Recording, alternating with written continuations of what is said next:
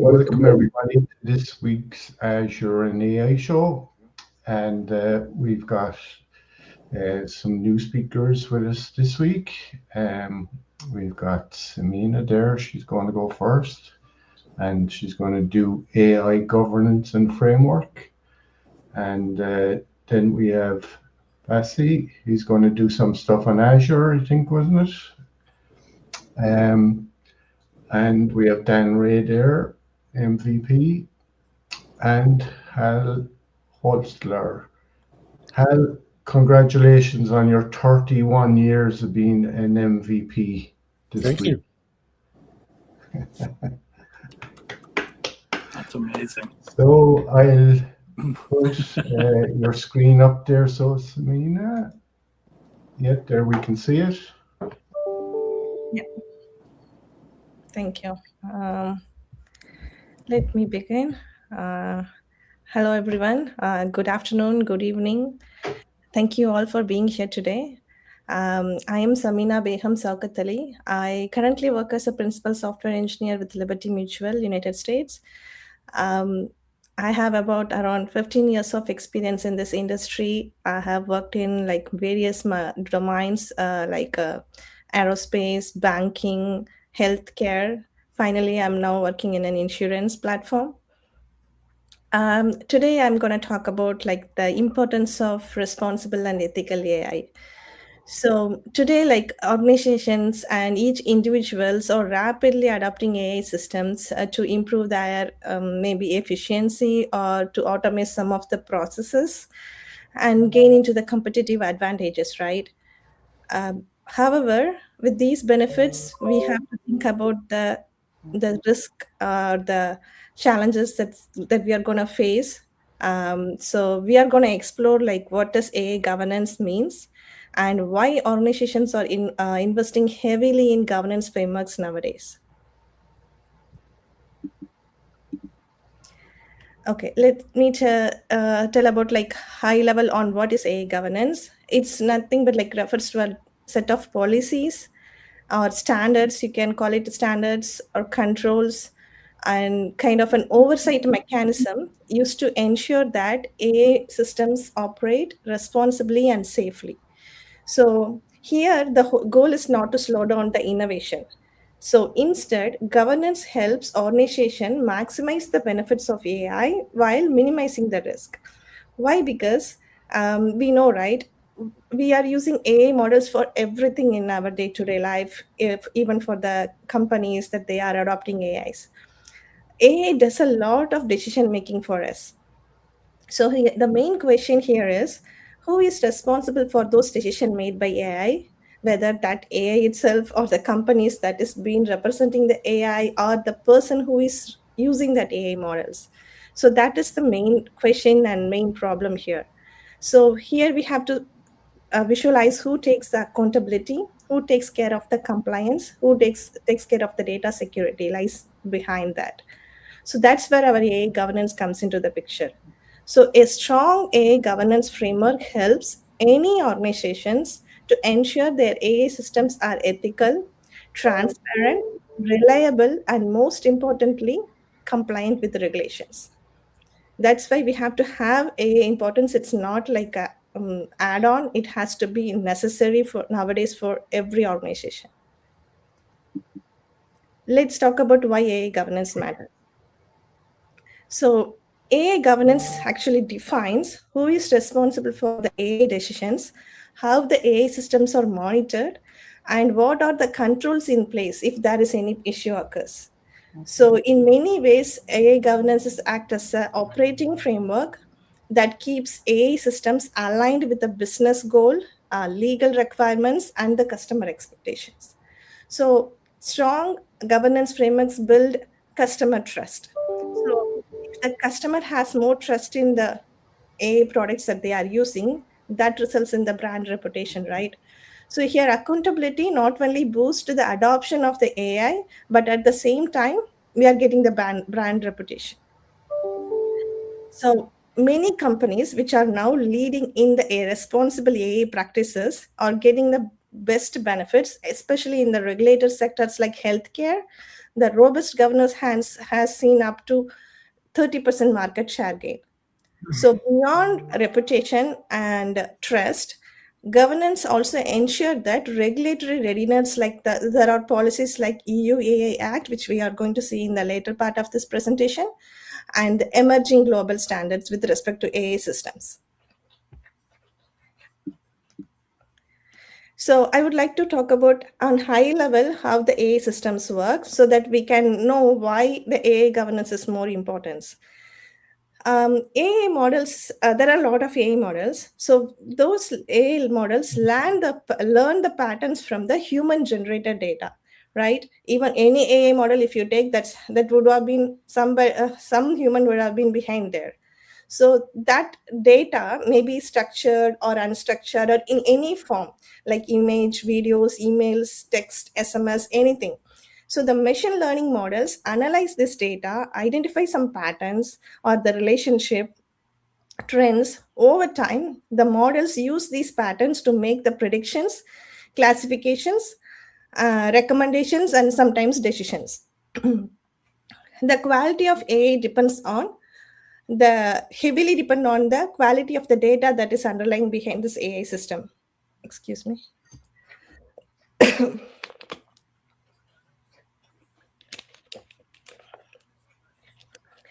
So if the data that is being used to train the AI model is incomplete or inaccurate or biased or outdated, the AI system may produce harmful or poor results. Excuse me. That is why AI governance must include the data quality controls, some validation processes, monitoring systems. As the most important thing is the human oversight. So AI systems are as trustworthy as the data, the processes, and the controls that is supporting them. It's not like AI system itself. So let's explore some of the key risk in AI systems. Excuse me. So the first is bias and unfair decision making. If AI systems are trained in a biased data model, historical data, they may produce discriminatory outcomes. For example, excuse me, my throat is not helping me today. So, for example, biased hiring algorithms or loan approval systems can unintentionally discriminate certain groups. Another certain concern is like a privacy. Many AI systems rely on large data sets that may contain sensitive or personal information. So, improper data handling can create legal and reputational risk. Transparency is another issue. So, many advanced AI systems operates like a black box nowadays, meaning like even developers may not fully understand how certain decisions are made. So, that lack of explainability can reduce trust uh, among customers, regulators, and even employees. So, poorly governed AI systems can lead to a lot of financial losses, security incidents, and legal liability, brand damage. So, these are the major risk in AI systems. We can go on for a lot more because see, like we have seen like nowadays AI models are hallucinating, and also that there is a thing called model drift, right? Over time, the technologies has been creating a real world condition changes, business evolves, so AI become less accurate and reliable if they are not retrained or monitored properly. So, as AI adoption grows, governance becomes like it's not just a technical requirement, but it's a business necessity. So, governance challenges organization phrase. So, nowadays, like although many organizations recognize the importance of AI governance, but the implementation is not that easy. So one challenge is like speed of AI adoption. Like nowadays, many organizations like deploying their AI systems or solutions faster than governance teams can establish controls. So like another challenge is like scaling. Large enterprise may have hundreds or even thousands of AI systems operating across different departments and geographies. So monitoring all these systems consistently becomes extremely complex. So um, now that's the reason organizations struggle with evolving regulations. And another main issue is like consistent ethical standards, maintaining the consistent ethical standards. So because different teams may interrupt the fairness or accountability in a different manner, right? So as AI become more autonomous, these governance challenges becomes even more significant. So organization has to have regulatory teams such as like a governance teams to take care of these accountability and come up with a good structure and monitoring tools and also standard governance framework. So these are the governance frameworks that is currently, I mean, there are a lot more. I'm going to discuss about only the major ones. Say like NIST AI risk management framework, UAI Act, ISO IEC standards for AI, and finally the IEEE standards for artificial intelligence. So these together, these frameworks are driving convergence around global norms while setting the clear expectation for compliance and ethics, compliance, ethics, and performance. Let's go detail on each of these frameworks.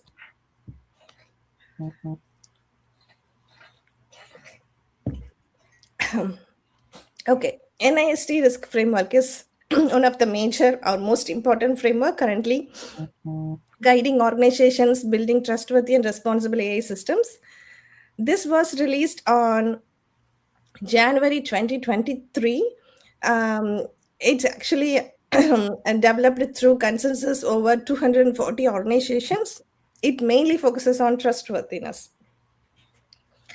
Over 65% of US organizations are in tech and government sectors are implementing or planning to implement. It is more flexible for international influence as well. What makes this framework more powerful is like it treats AI governance as a continuous life cycle rather than a one-time compliance activity. So this was introduced by NIST, the National Institute of Standards and Technology, is to help organizations organize, assess, or govern AI risk in a structured and repeatable way. Another most famous one is like EUAA Act. We all have been heard about it. This is one of the world's first major AI regulations. It uses like risk-based approach, meaning like AI systems are classified based on the level of harm they may cause. At the top, we see that unacceptable risk, which includes the banned AI applications such as social scoring, manipulative AI systems, certain biometric surveillance technologies. Next is the high risk one, which applies to the systems used in areas like healthcare, hiring, credit scoring, critical infrastructures. These systems must meet strict compliance, um, transparency, security, and human oversight requirements. The third one is the limited risk, where systems like chatbots, AI-generated content must clearly disclose that users are interacting with the AI. So at the bottom is the minimal risk, where it's like spam filters, recommendation systems that are mostly unregulated. So overall, this AU-AI Act claims that aims to protect that people improve transparency, ensure the compliance, and build trust while still supporting the AI innovation. This one was published around July 2024. It's entered force in August. it's going to be fully enforced by this year, 2026 August. This is very serious because non-compliance with this act leads to penalties up to like 40 million US dollars or 7% of the company's total worldwide annual turnover, depends on whichever value is higher. Next one is the ISO IEC standards.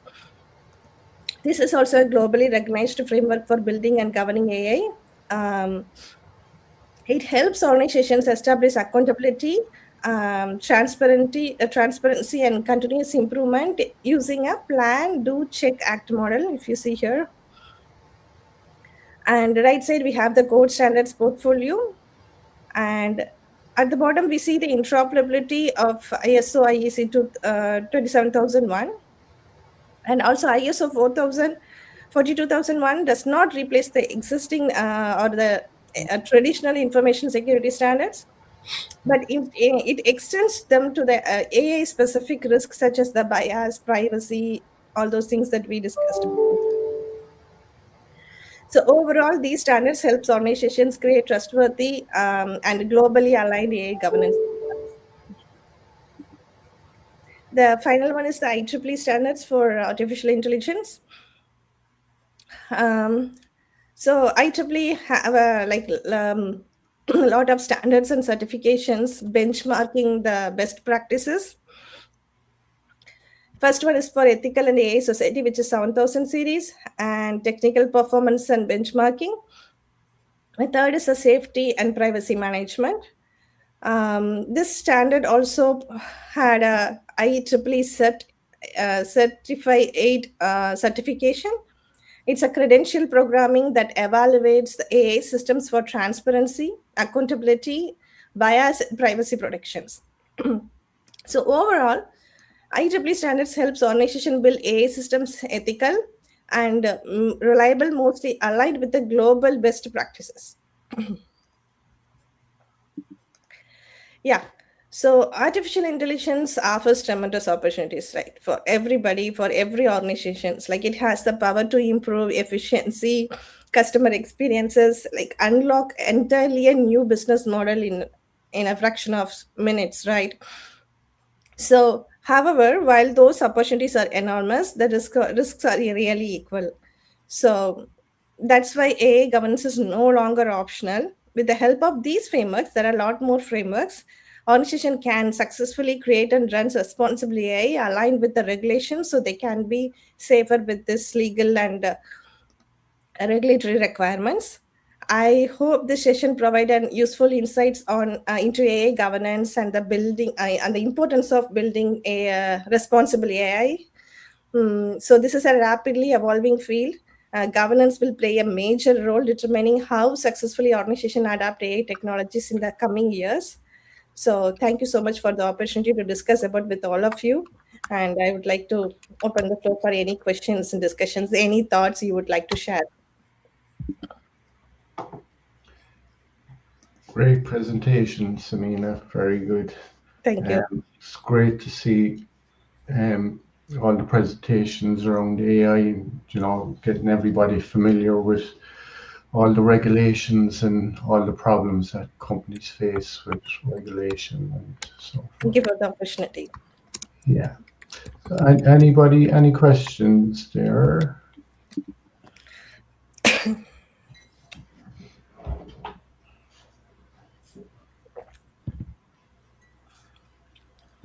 No questions, so you're off the hook. Thank you. Hey, Bassi, do you want to try and share your screen with us there? And I see Dan has shared your LinkedIn there, and we'll just throw it up on the screen. All right. There. That's Seena. There you go. I'm about to share my screen right now. Okay.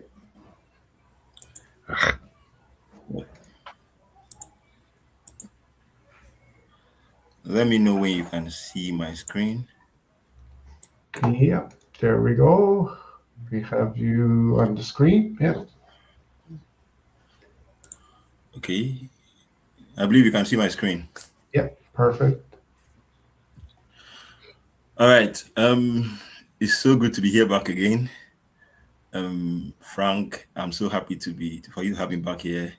It's gonna be an amazing session. Thank you so much. Thank you, Dan Ray. Thank you, Opeyemi. Thank you, everyone. So my name is Ibered Mbasi. I'm an M365 administrator for ABC of Cloud Computing and AfriMine, and have experience supporting modern workspace environment and managing cloud infrastructure across AfriMine and ABC of Cloud. Specialized in identity management, security governance, user lifecycle administration, and ensuring seamless collaboration across M365 services. Basically, my topic today has to do with M365. So, and I have industry recognized certifications like AC300, AC305, and AC104. This can actually scan this to get to my LinkedIn profile and connect with me. You can also get access to my YouTube where I drop content regularly on a different aspect. So basically, today I'll be talking about administrative units in M365 and restricted management units in Entra ID. So before I go into that, what exactly are administrative units? They are logical containers that are group users, groups and devices into defined administrative scopes. So basically, they are just logical containers that, for instance, let's say you have an organization for like a school that has different faculties. I know you have like M365 tenants and you have roles, you have administrators in your tenants like the global administrator, the user administrators, and the rest. Then you have different faculties in your organization like schools, and you want it to be such that for a particular faculty, there is an administrator that is scoped to be responsible for users in that faculty. That's where the creation of administrative units comes in. They are very, very pivotal. They also help with enforcing the principle of least privilege. How that whatever scope, whatever influence the person is given to, or whatever access or role the person is assigned to, his jurisdiction of influence or his sphere of influence, or whatever what he can influence is just the administrative unit and not the tenant itself. So it's a very, very important feature in M365. The grant administrators permissions limited to specific units and not the entire tenant. And this principle of least privilege is being enforced when you set up administrative units. Then why exactly do we need to use administrative? Why is it important? Because it protects sensitive departments like the HR, the finance, the executive account from general administrative access. Not everybody can have access to everything. It's segmented, it's restricted. We make sure that those that have access to things are those that we desire to have access to things. Then it limits help desk access, so staff manage only their assigned scope, reducing risk. So in a way, it can limit the access of the help desk so that those that are managing different faculties, for my illustration, let's say we have a school and we have a faculty of law, faculty of engineering. I want it to be that there is an admin that is in charge of faculty of engineering. You can create an administrative unit and give that admin an ability to manage that particular faculty. So everything that pertains to users, groups, or devices in that faculty will be managed by a particular person, while you as the tenant-wide administrator also have the ability to oversee what is going on or audit things. Now, you also reduce tenant-wide privileges. So if you are looking at reducing tenant-wide privileges, administrative units are very effective. Instead of broad permissions, you just reduce it, streamline it to a particular unit, and it's effective. Now, it improves compliance with clear boundaries that support governance and audit requirements. So basically, it gives boundaries. You know that this is the boundary. If for any reason there is actually a breakage or an issue arising from a particular administrative unit, it's easy for you to troubleshoot it, knowing that the people that have access to that unit or have the influence to effect changes there are the administrator that you scope to that particular unit. So it also helps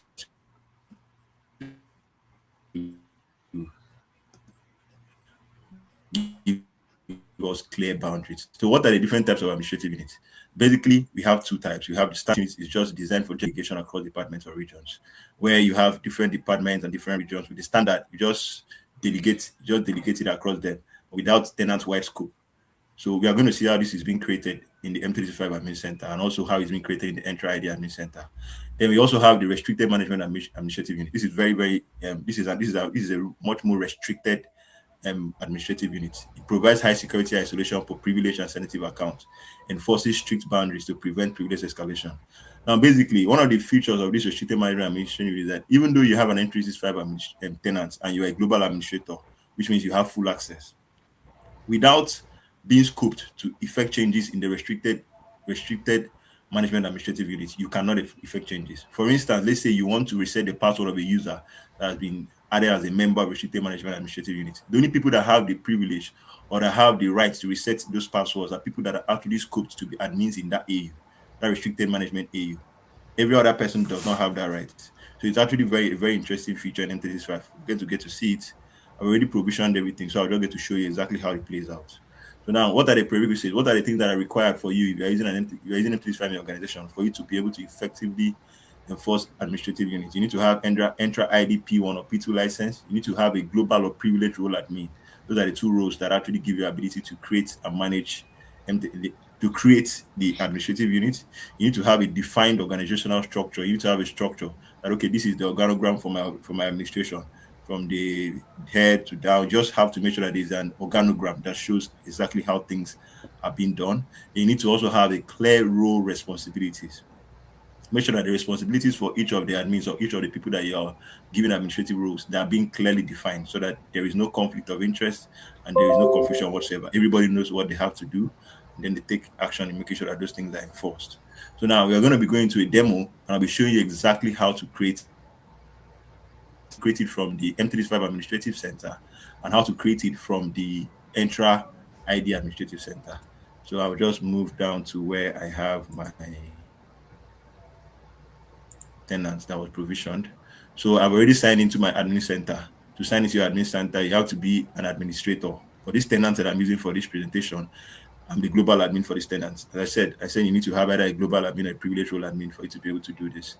So I'll come into where we have, I've signed in using office.com, or you can also use cmd.ms. I've signed in here. For you to access the admin center, you can click on this, apps and more, and you get to see where you can click on to go to the administrative center. This will take you to the admin center. If I click on this, it will take me there, but that's already been opened here.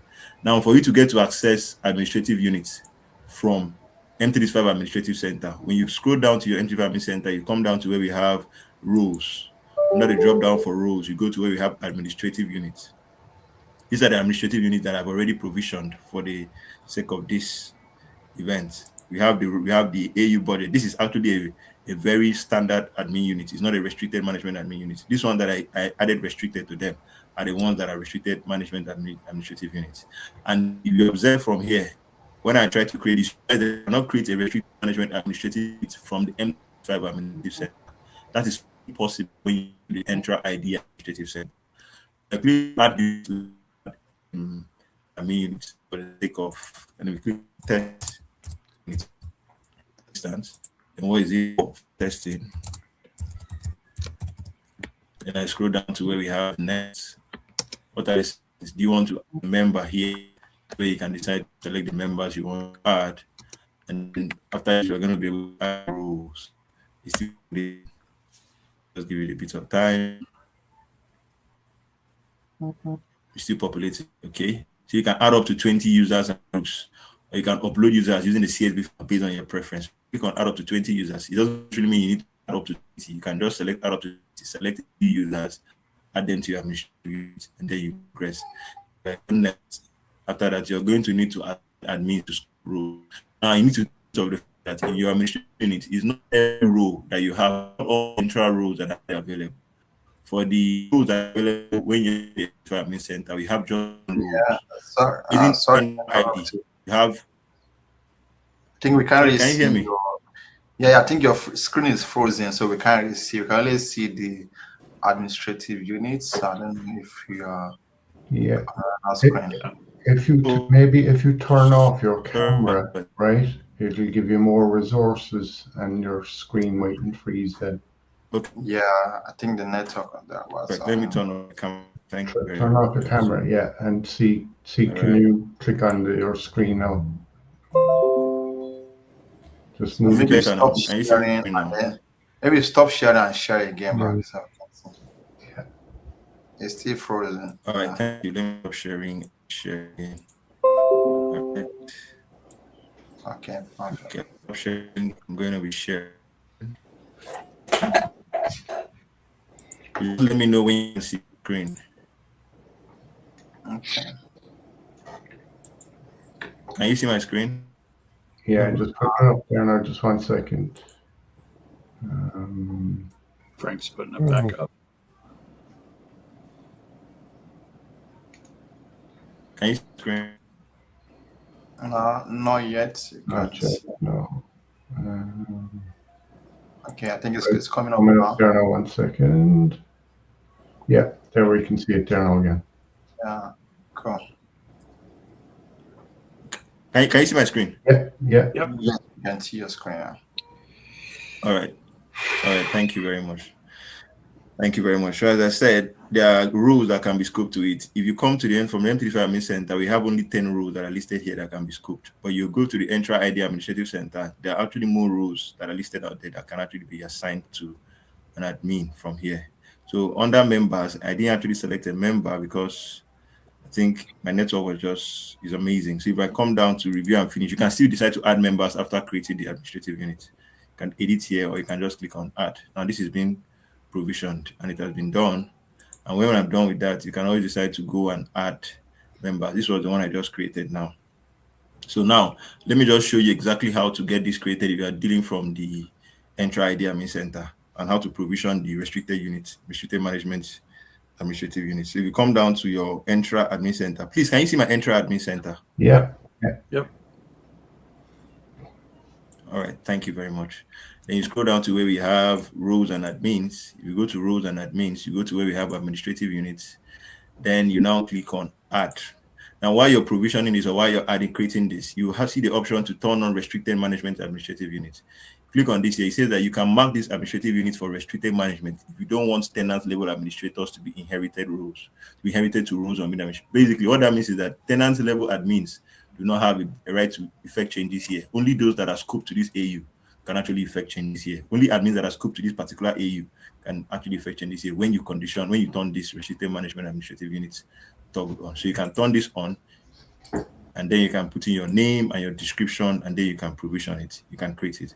When you create it here, even if you're creating here in the restricted management, it's still going to reflect in the M35 Administrative Center when you go back down there. So I've already provisioned, so I'm going to show you something very, very interesting. Now, I provisioned a particular user, and the user, by this particular user, is someone that have provisioned and added to the restricted unit administrative unit. So if I come down to my admin unit and I come down to restricted budgets, the members, not restricted budgets.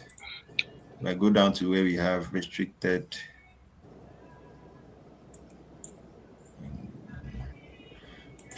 audits, no, not audits, it's budgets that guy is in. Restricted budgets. Sorry, my network is just amazing today. It's going to take a bit of time, but it populates. Let me see what I can do from here. I click on this user and I try to check exactly what it's going to get to be revealed.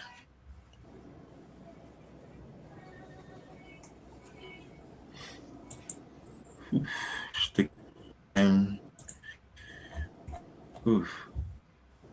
Okay, basically, what I was trying to show you was the fact that after you did this user cooked into the restricted management administrative unit, you cannot truly reset the power of the user except you don't want that. I mean, that to that are the people here. If I come down to, I go to restricted finance. Let me open this. Where is this guy that I just?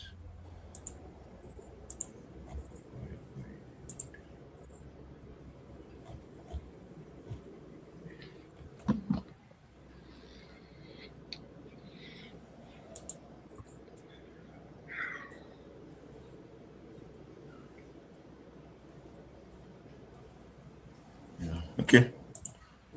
Please, can you still hear me? Hello? Yeah. Yep.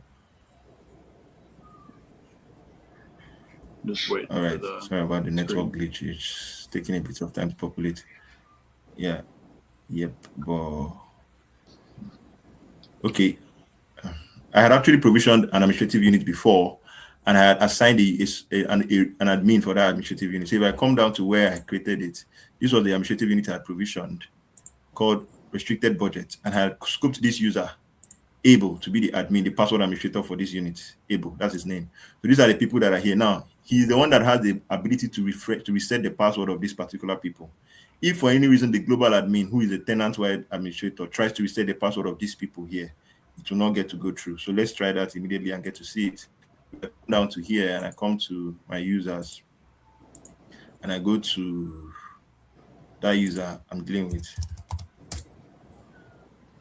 try to reset the password. Do not forget, this is the global administrator here trying to reset the password of a particular user who is scoped to the administrative unit. And I try to reset password, and I click on reset password.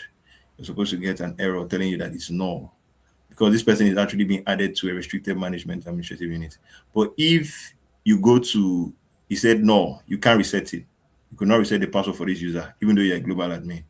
If you go to the Entra and try to check, it's going to tell you that this user is a member of restricted management admin unit. Management rights are limited to administrative scope on that admin unit. So if I decide to say, okay, fine, I want to reset the password and I want to use this able, that is an admin there, and I click on this particular user, then I try to reset the password before.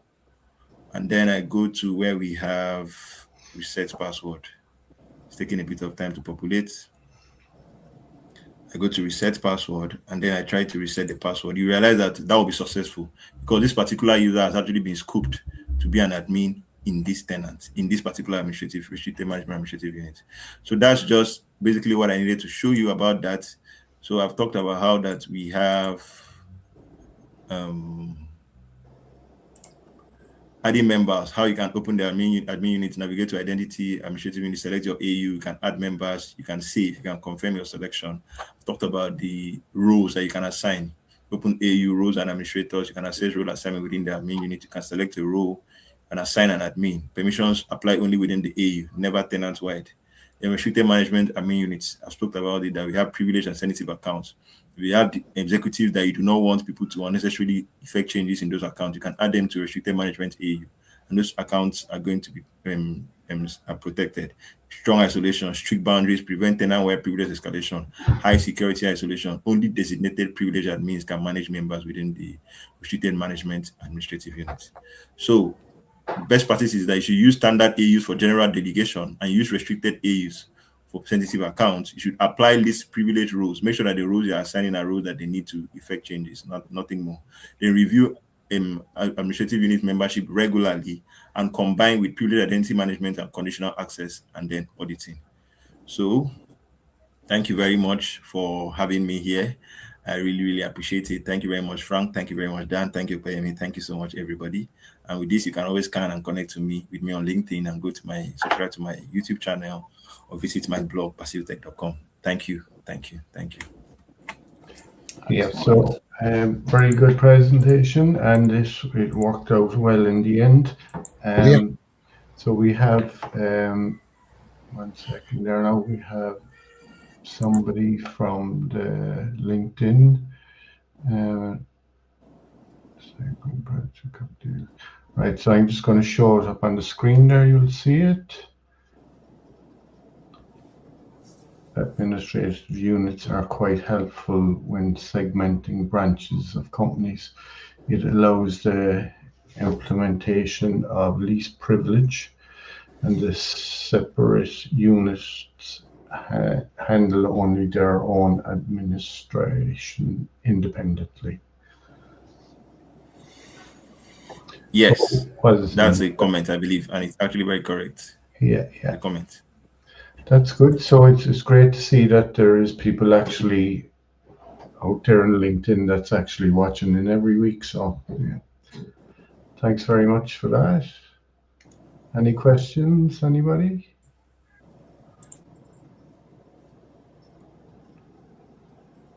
No, you're off the hook as well, Lassie. No questions. Thank you very much. Thank you. Yeah. Great presentation. Thank you. Just one question. Entra is the new name of the old what do they call it? Azure Active Directory. Azure Active Directory. Yeah. Was there very big changes definitely in Entra compared to application directory? Say that again, Frank. There wasn't very big changes when they changed over, or is it still kind of more or less the same, isn't it? I would say they've added to Entra. Bassi, I don't know if you have other thoughts on it's been maybe 2 or 3 years. It's been a little while. Yeah, definitely. It's been a while, and there have been changes, there have been upgrades that have been added. Nonetheless, there's some things features that have been added that were not there. So it's been a while. making changes. Yeah, so there we have. Thank you for your session, and very insightful. And we have, this is Opeyemi, amazing session.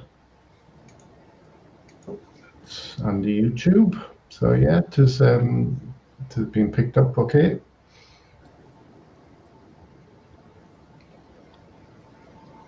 So Carol, welcome.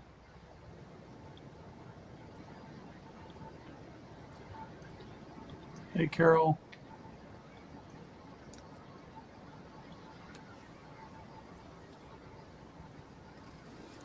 Thank you. Thank you. I appreciate it. I am.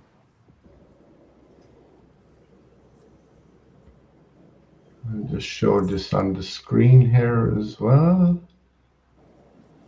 Yeah, I think that's the introduction from the intro blog of these restricted management units, administrative units. So that might be an example of something that's come since Azure Active Directory. Yeah, thanks for sharing that, Dan. No problem.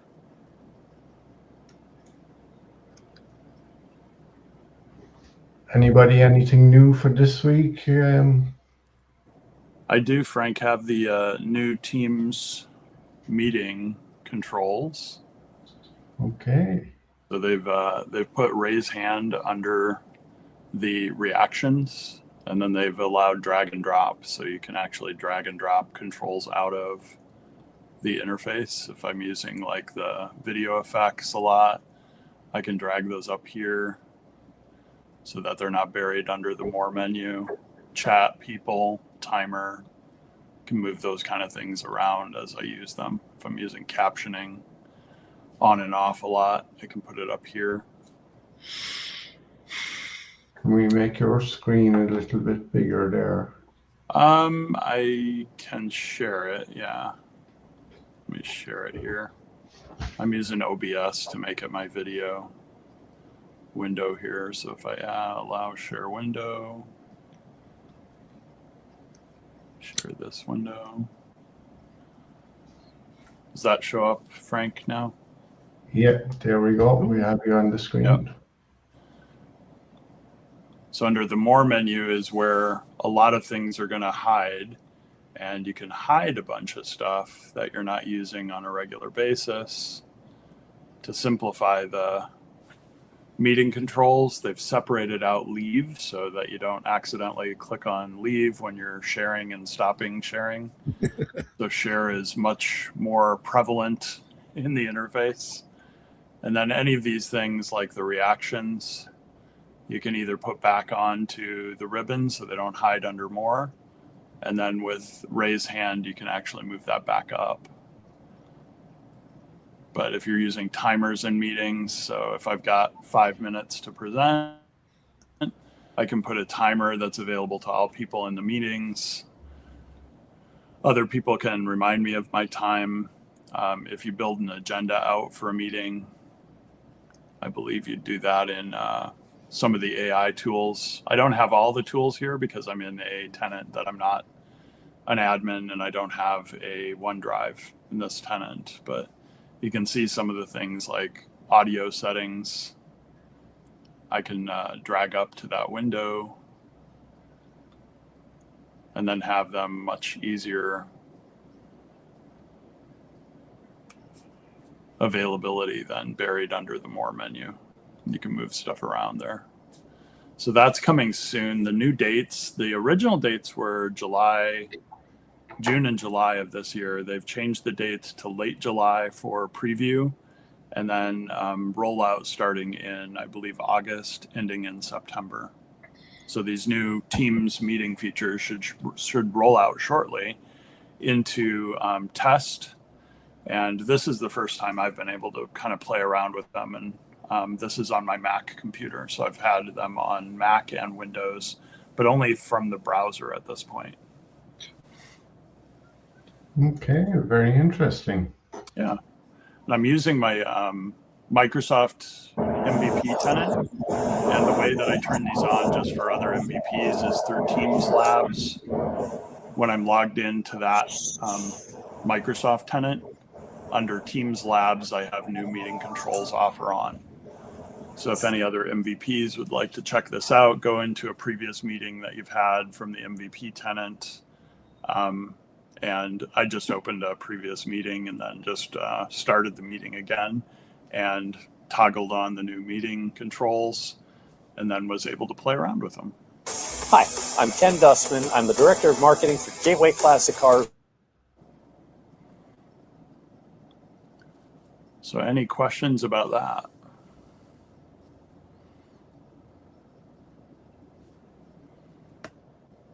No questions. Actually, wait a second there.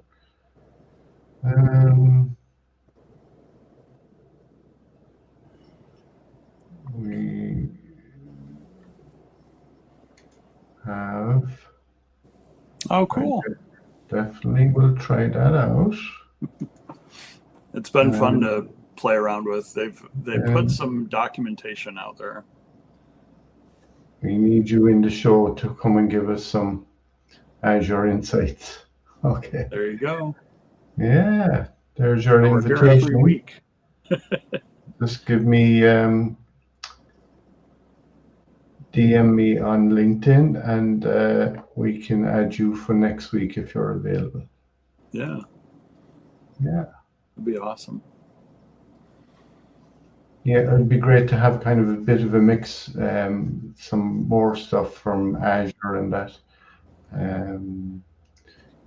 Carol got knocked out again. Here she's back. Oh, cool. Yeah, so I tagged you on that podcast then because I mentioned you in it. Thank you. Yeah, I got through a couple minutes, but I haven't had a chance to listen to the whole thing. Yeah, but I'll double check and listen to the rest of it. It looks like a really nice webcast, and he's got, what was it, like 100 and some, I think, episodes? Yeah, so and a ton.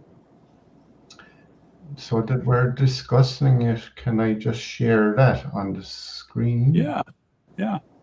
Just a second now, and I'll just get to the start of it.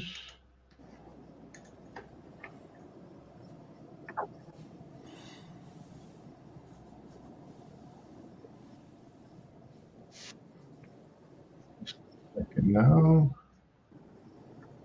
Just probably get a picture up of it on.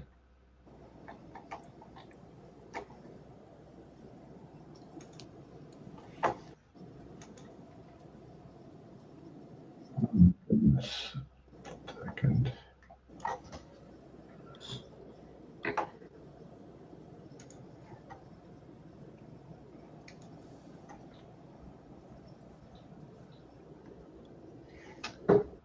So I'll just share my screen with there just for a minute or two, and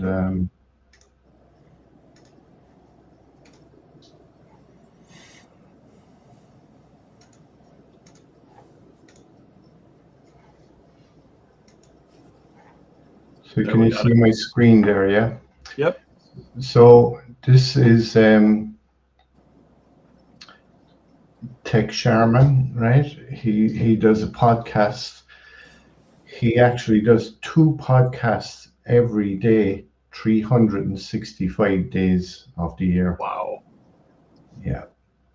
So he's an MVP as well. Microsoft. I thought weekly was often, Frank. Sorry? I thought weekly was often every single day. That's admirable. Yeah, so like doing the 2 podcasts, he also, when I went on to him, I had a date on the Saturday. He came on the Saturday, and we discussed what we were going to talk about, and kind of prepped me for it.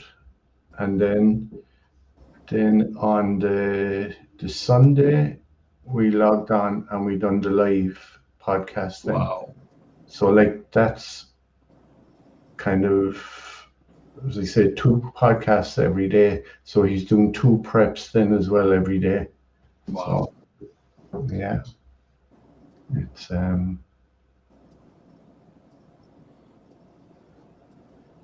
so that's It's on YouTube, right? yeah. That's it's where on- I accessed it. I commented on it too. Okay, so anyone go on to it and just, even if it's not just for me, it's for Tech Sharman, his podcast, like very dedicated 2 podcasts every day, 365 days of the year. Yeah. He also asked me I subscribe to. Yeah, and if you Yeah. subscribe to him. So there you've got a mention here, Dan. Special thanks to Dan Ray, Frank Smith, Amelia Hernández, and Amy Diamond, whose guidance and support played a definite role in my journey to the MVP. So yeah, so that is what I have to share with you anyway. That's awesome. Yeah. Yeah, it's interesting how many people are making content and hosting podcasts and collaborating with others. It's just, it's very interesting as you look at that web of, like Frank, you've met Amelia, right? And I've met Al and Carol and Opeyemi in London. And, Ibrahim, I don't think we've met yet, but, there's been so many opportunities to like get together in person at different things. Yeah. So we'll probably get an option to meet Opeyemi, Stephen. Yeah. Do you think you'll go to the MCT in Dublin next year?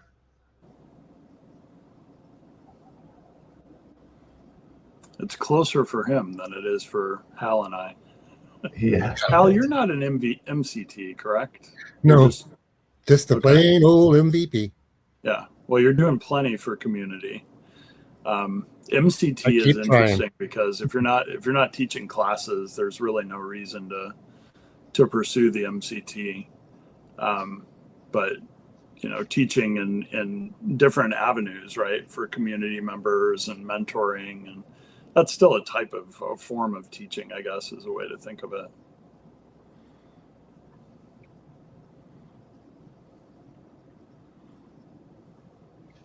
Yeah, so I'd say that they will be a good lot go to that, I'd say, Dan, compared to the MCT summit in Sarajevo, which is kind of quite difficult to get there, Yeah. I would imagine Dublin will get a lot of European folks, and then even from the US, there's a lot of direct flights to Dublin or nearby. So a lot of times my trick is I just look for the flight to get over to Europe. And then I figure out where I need to be in Europe after I get over there. Yeah, so like in Sarajevo, it was on the Tuesday, but I had to fly there on the Sunday because there wasn't flights, 2 days beforehand. Yeah, I know Bill went for, I want to say, a week. And then he spent at least a week or 2 in Italy, I think, afterwards. He did kind of like a, European tour well over there. Why not spend some time? So Vienna, I know he was in. I'm trying to recall where else he went. He did like a whole, tour after the MCT European Summit. Yeah. He done the tour on the last day of Sarajevo. He went around all the places. Oh, cool. I think on to Sardinia then after that, was it? That sounds familiar. Yeah, he told me everywhere he went, and he's got all sorts of photos on Facebook of the adventures post MCT summit. Yeah, we were talking there, Stephen. Do you think you'll make the MCT summit in Dublin next year? Yeah, I think I should. Yeah, I think it's really part of. I really want to. It's really part of my plan. Yeah, I think it's next year March. Yeah, next May. May, right? Yeah. Oh, is it May? After the MVP summit. So the MVP summit, we already have the dates for. That's mid-March, I want to say. It's a little different time frame, but it's in March next year. We have those dates already. It's March 16th through the 16, 17, 18, 19. Thank you. Yeah, 3 days. Yeah, exactly. Okay. Yeah, I was just checking. Yeah, that would be great. So the funny thing of it is mostly they don't. A lot of the airlines won't show reservation capabilities this far in advance. Delta, I just found out. I guess it was just the last week or two decided to show what March looked like. So I don't have an idea, but I'm not going to buy tickets right now because I have kind of discovered over the last 2 or 3 years that the cheapest time, at least here in the United States, to buy a plane ticket is Christmas Day. Oh, wow. The week between Christmas and New Year's is the absolute cheapest for some odd reason. Don't ask me why. It just seems to work that way. Google has a thing that you can track flight prices, and that's what that kind of shows too. So, cool. Yeah, I think over here we usually use Sky Scanner, something like that. Yeah.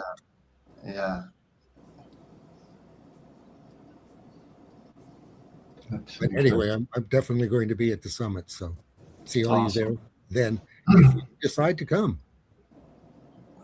It's the one and only big thing I get to do every year. Yeah, that's good. Yeah, I know Fiona went last year, but when she looked at getting the flight out of Dublin to Redmond, it was €4,000. Wow. Ouch. You know, it's expensive. Wow. Yeah. That's the other trick that might work is, remind Fiona. I mean, nobody likes layovers, but sometimes getting to whether it's New York or Chicago or, even Los Angeles or somewhere in the United States might have a cheaper flight. And then, she can always visit there if she wants for a day or two and then, fly out and come up to Seattle. But, I'm not sure if that's the same as us going over to Europe, but a lot of times I'll find a flight to a particular city like Dublin versus Madrid or, London or, wherever I want to go. But once I'm over there, the flights are so cheap that sometimes it's worth the savings from, just getting on the long flight. And then being comfortable on those long flights, I have decided is worth the extra money. Definitely, yeah. But she got a flight anyway from Amsterdam. Okay. For about 1,000. Okay, that was the option to keep it reasonable. Was Amsterdam? Yeah. So look, we're up on the hour anyway. So I'll end the live show. And we'll be back here again next week at the same time. And sounds hopefully good. We'll get some new speakers. Anybody has anything, let me know. And Abasi, you have access now to the Excel sheet. If you want to do any talks going forward. Yes, definitely. If I want to do a talk, I will just have to write it in the Excel sheet and then we're good to go. And the same, Samina, if you want to do any talks going forward, you have access to the thing, just pop in there and we'll be happy to have you on again. Yeah, sure. Thank you, Frank. Thanks very much. So I'm just going to end the live show. As you say, thanks everyone. Has a pleasure as always.